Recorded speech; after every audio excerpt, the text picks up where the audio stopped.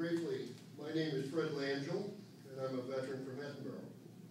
My military service was in the United States Navy from 1963 to 1970. As a Lexington Minuteman during our bicentennial and a founder of the flagship Niagara League in 1981, I'm very proud and passionate about our country's military history. I'm a past commander of American Legion Post 439 in Edinboro, and I'm a Republican. Various service organizations, the VFW, the American Legion, the Disabled American Veterans, to name a few, are the reason we as veterans have the benefits we do and the programs for us to reacclimate after our service time is over.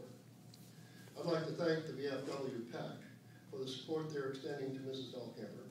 I believe she has the interest of many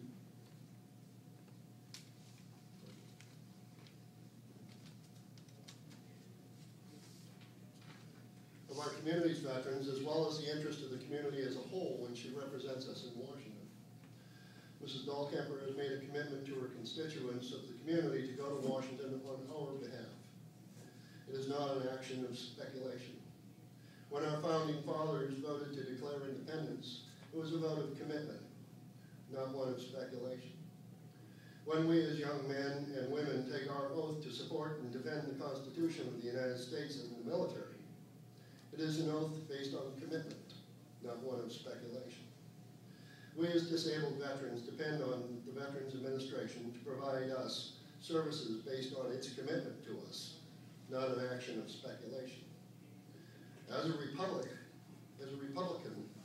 I'm casting my vote for Kathy Dahlkemper to represent me as a commitment, not one of speculation. When Mrs. Dahlkemper makes her oath to represent us in January, I expect her to take that oath as a commitment to us, not to speculate on it. During the war or an ongoing conflict is not the time to speculate on what the Veterans Administration's responsibilities is. It is the time to fully commit to the VA the resources it needs to care for our veterans. As a veteran and a parent of an active duty Marine who has been in Iraq and Afghanistan 3 times, it is my responsibility to make certain he has the benefits he has earned through the Veterans Administration when he might need them. It is not the time to speculate about it. Many veterans over the years have fought for this country through their commitment to it, and they have defended the various service organizations founded to represent us, and now is not the time to speculate on what or who we are. I would encourage all veterans and their families to consider this on November 2nd and vote.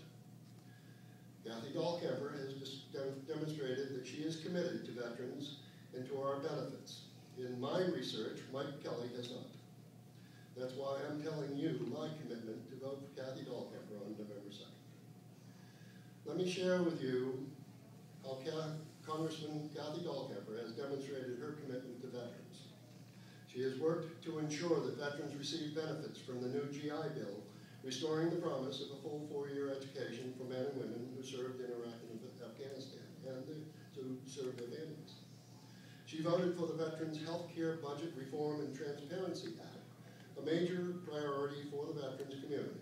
This law allows Congress to approve funding for veterans medical care a year in advance to make sure the VA is always funded and our benefits are never held up because of politics.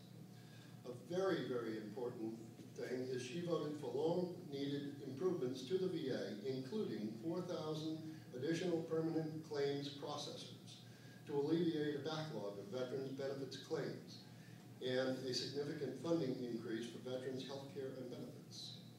You can't imagine going through the red tape and the claims process in the VA when they tell you it might be a year or 18 months from the time that you put the claim in. These are just a few things Kathy Dahlkemper has done to show her commitment to veterans like me. It is my pleasure and my honor to introduce our Congresswoman, Kathy Dahlkemper.